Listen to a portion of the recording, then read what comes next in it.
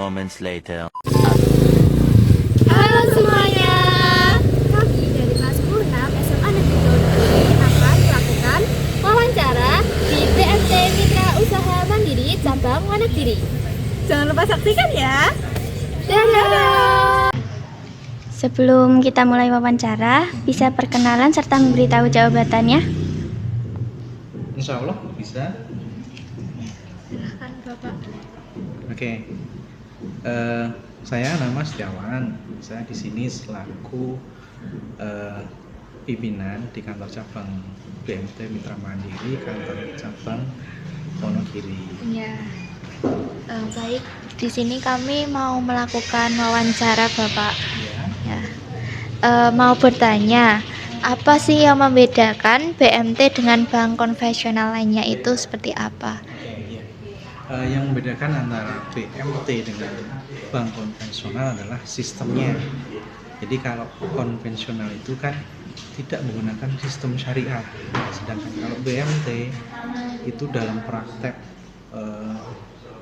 usahanya itu menggunakan sistem syariah atau sistem yang berdasar dari agama Islam. Jadi praktek yang kita jalankan di sini mengacu pada aturan-aturan ekonomi syariah sesuai yang sudah diajarkan oleh Rasulullah. Baik, pertanyaan selanjutnya. Prinsip utama yang dijalankan BMT dalam kegiatan usahanya apa saja, Pak? Jadi prinsip utamanya adalah kita adalah lembaga yang menjembatani antara pemilik modal dengan orang-orang yang membutuhkan bantuan modal. Jadi dalam hal ini prakteknya adalah anggota, karena kita badan usahanya koperasi sehingga menyebutnya kita anggota ya. Kalau di bank itu kan nasabah, kita badan hukumnya koperasi maka kita menyebut nasabah. Kalau di perbankan itu di BMT itu istilahnya anggota. Jadi anggota yang punya dana yang belum terpakai kemudian ditabung atau disimpan di sini, kemudian kita kelola di sini, kita salurkan dalam bentuk pembiayaan atau pinjaman. Tentunya dalam menyalurkan itu kita menggunakan prinsip-prinsip yang kehati-hatian dan sebagainya untuk menjamin kepastian keamanan dari dana tersebut, karena dana yang kita salurkan kepada pembiayaan tersebut tentunya kan harus kembali berikut dengan bagi hasil yang kita peroleh. Dana itu kita kembalikan kepada simpanan berikut bonus atau hadiah yang kita berikan kepada para anggota simpanan, sehingga dalam hal ini sama-sama diuntungkan. Anggota yang menyimpan dananya di kita merasa aman, dananya dikelola dengan baik dan menggunakan sistem syariah, aman. Kemudian mereka juga mendapatkan keuntungan karena kita memberikan hadiah dan juga bagi hasil.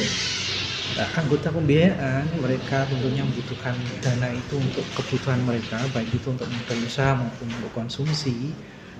Mereka kemudian mengangsur itu sampai dengan selesai, berikut memberikan margin atau bagi hasilnya.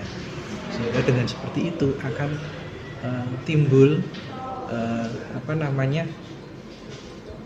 hubungan yang saling menguntungkan, dan harapannya itu bisa memberikan manfaat yang sebaik-baiknya kepada umat, kepada anggota BMT itu sendiri, seperti itu. Terus apa saja Pak produk simpanan yang ditawarkan oleh BMT? Oh ya, simpanan di sini ada beberapa jenis. Simpanan sukarela itu adalah simpanan yang sewaktu-waktu bisa setoran atau menabung dan sewaktu-waktu bisa ditarik. Itu menggunakan akad wadiah atau titipan. Yang satunya lagi adalah simpanan berjangka, atau kalau di perbankan itu istilahnya deposito. Itu ada jangka waktu yang disepakati, mulai dari 3 bulan, 6 bulan atau 1 tahun. Nah, ketika belum jatuh tempo, tentunya belum bisa diambil. Nah, itu akadnya adalah mudharabah, sehingga dengan akad mudharabah itu nanti si anggota yang memiliki simpanan deposito itu atau simpanan berjangka tersebut setiap bulan dapat bagi hasil seperti itu.